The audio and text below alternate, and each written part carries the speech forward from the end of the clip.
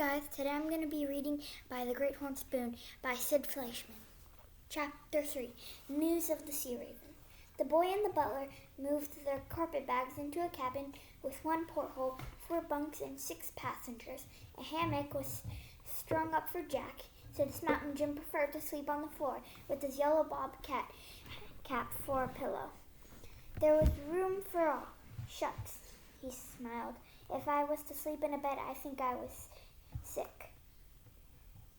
Among their cabin mates was Dr. Buckby, the horse doctor.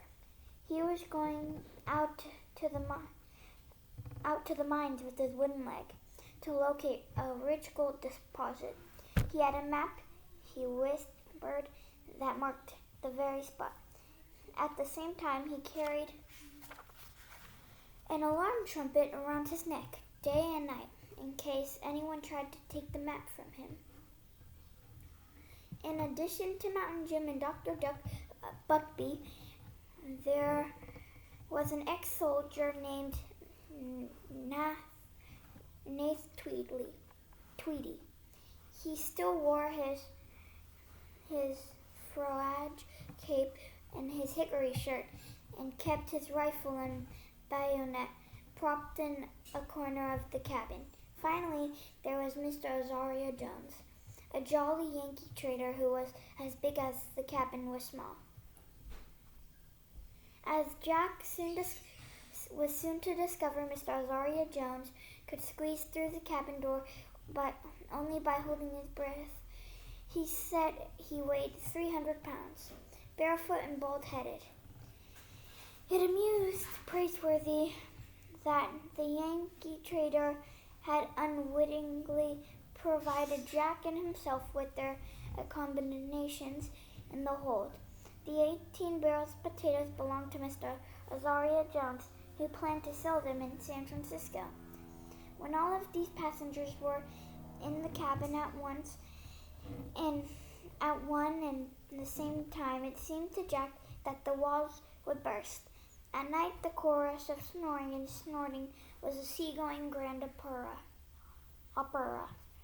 Jack learned to fall asleep with his fingers in his ears. When a good wind was blowing, the Lady Wilma spread her sails and saved fuel. Day by day, the sun grew more fiery. Soon, there was hardly a breath of air left on shipboard. The canvas hung slim and dispirited from the yardarms. Tar oozed from between the deck planking and dripping from the riggings. But with her machinery clanking, the ship went thrashing on, digging her stout bows into the equator. Wherever Jack went, Good Luck, the pig, came trotting at his heels. When Jack stretched out under the stern boat to add a few words to his letter, the porker found him and nuzzled into the shade beside him. Jack refused to scratch his back. "I told you yesterday," he said. "He must be stern. You better stop following me. We've got to stop being friends, you and me, sir. I've made up my mind. If pigs were so smart, they wouldn't eat so much. See how fat you're getting? Don't you know you're going to end up in the galley? Every time the cook sees you, he smacks his lips. Sunday dinner, that's what you are. Go away, sir." But the porker merrily nudged Jack's elbow, loving his with the black snout.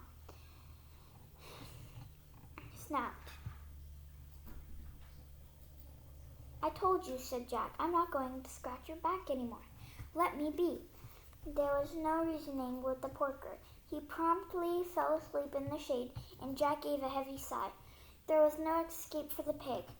Next week or the week after, the cook would come along looking for him with the meat cleaver. Jack put it out of his mind and let the porker sleep.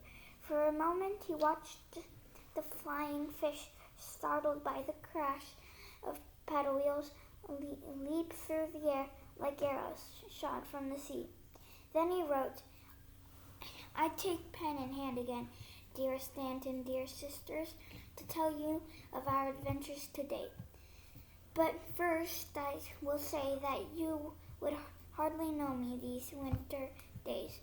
I am browed to a crisp, except for my nose.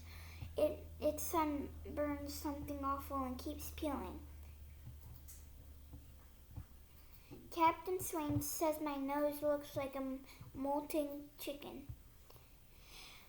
We still have no sight of the Sea Raven, so I can't tell you but how the race is coming. I certainly hope we win. Praiseworthy wants me to be sure to remember him to you. I see I have already said that above. He just passed by. He walks around the deck 50 times every day. He carries his umbrella for shade. Hoping you will not worry, will confess that we had a certain misfortune at the outside of our voyage. But all is well now. I have already mentioned the judge who rolls his own cigars. We took him for a gentleman, but that was an error in judgment. He is a desperate scoundrel whose name is Cut-Eye Higgins. Imagine! But he was no match for Praiseworthy. I can tell you now that Mr. Cut-Eye Higgins had stolen our money. We had to work off our passage at the coal bins. We never complained, not once. Praiseworthy said that if it weren't for me, we might never have trapped Mr. Cut-Eye Higgins. But it was really the other way around. Praiseworthy never takes credit for himself. All I did was take Good Luck to the bunkers with me, where he got covered with coal dust. That put the idea in Praiseworthy's head. Someday, when we sail back to Boston with our pockets full of gold nuggets, I'll tell you more and make you laugh. But you will be glad to know that Mr. Cut-Eye Higgins spent his day at the fire below decks, while we have our rightful cabins. We thought we would never find the rest of our money, which the thief had hidden. Captain Swain helped us search the cabin, lighting up one of Mr. Cut-Eye Higgins' homemade cigars. We looked everywhere and wouldn't have found the money if Captain Swain hadn't begun to choke on the cigar. There, rolled up inside, were our Boston banknotes. I will mail this letter at our first port of call, Dio del Fanario. Imagine that. You devoted runaways are seeing the world. I must stop now, as I just heard someone call, "Ship ahoy!" Maybe it is the Sea Raven. When Jack looked up, the captain was standing on the paddle box, squinting at a distant ship through his brass long glass. Blast, he scowled. She's not the Sea Raven. Mates, she's a square rigger. Be calmed. No doubt. There's not enough breeze in these latitudes to snuff out a candle. It was almost 2 hours before the two ships came within hailing distance. Praiseworthy finished his 50 laps around deck, and Jack locked Good Luck in his pen. But 10 minutes later, the porker was at Jack's heels again. Captain Swain got out his silver speaking tube and shouted across the water, with all her sails hanging like great curtains, since the square rigger seemed to Jack like some giant of the seas. "Ahoy, ahoy, ahoy," answered the master of the square rigger, though his silver speaking tube. "Have you seen the Sea Raven, sir?" "Aye, Captain. She came steaming by a day ago." Captain Swain lowered the speaking tube from his lips long enough to say blast. The voice from the sea rigger floated across again. Can you give us the tow, Captain? What's that? I've been calmed for a week, with 36 days out of New Orleans and bound for California. Fever has broken out below deck, sir. The Sea Raven turned her back on us and ran. I beg you, sir, please give us a tow until we catch a wind to make port.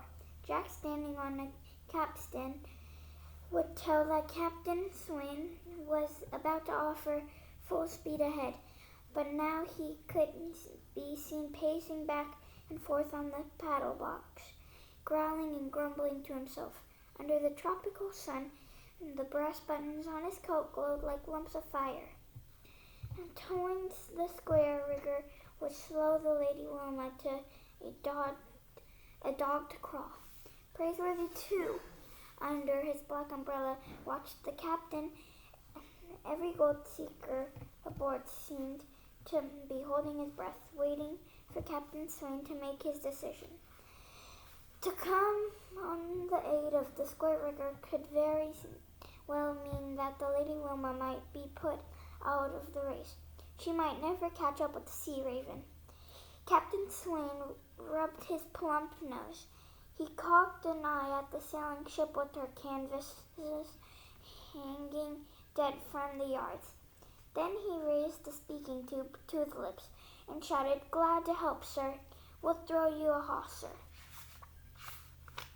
There came a wild shouting from the rails of the square rigger, where passengers and crew tossed hats in the air. Jack couldn't help being swept up their joy and relief. He told himself that the Lady Wilma might yet get back in the race if Captain Swain didn't think of something praiseworthy would. Within the hour of the side wheeler was in harness, like a sturdy ox pulling her burden across the equator. The great Southern Cross rose higher in heavens. Jack's education proceeded without books. Praiseworthy borrowed Captain Swain's brass long glass, and at night the sky became their textbook. They examined strange constellations and star clouds. It was a glittering landscape never seen overhead in Boston. "Praiseworthy," said Jack, "was my father anything like you? I mean, nothing like me, Master Jack." They were silent for a moment. There were times when Jack felt a great emptiness of loneliness. That not even Aunt Arabella could dispel. Even if they should find no gold in California, he was glad to be traveling with Praiseworthy, to be sharing adventures and even misfortunes. "Were you always a butler?" he asked. "Always." Jack brushed his hair out of his eyes. "I mean, if you weren't a butler, you wouldn't have to call me Master Jack, as if we were at home. We're partners. You can call me Jack, plain Jack." "Oh, I couldn't do that. It wouldn't be proper." "No, indeed. But I like it just fine. We mustn't forget my position, Master Jack. But if we strike it rich, you won't have to be a butler anymore." "Oh, I shouldn't like to be anything but a butler. Not for a moment. I was born to my calling like my father before me and his father before him. It will please me to go on serving your Aunt Arabella. Look there, Master Jack. I believe that is the constellation of the Whale. A fine sight, isn't it?" The two gold ships, linked together like sausages, went lumbering through the seas. On the fifth day, a puff of wind began to tug at the square rigger's jibs, and then one after the other, the topsails, the royals, and the mainsails swelled out like great white clouds. "By grab, she's caught a wind," roared Captain Swain, leaning out of the pilot hole windows. a general shout, the square rigger threw off the tow lines, and the two ships parted. There was a final exchange of good wishes. Then the Lady Wilma kicked up her paddle wheels, relieved of her burden, and sprinted forward. She was back in the race. That is it for today, and if you liked this, and if you have a read aloud request, tell me on my description board on my channel. Bye. Don't forget to subscribe.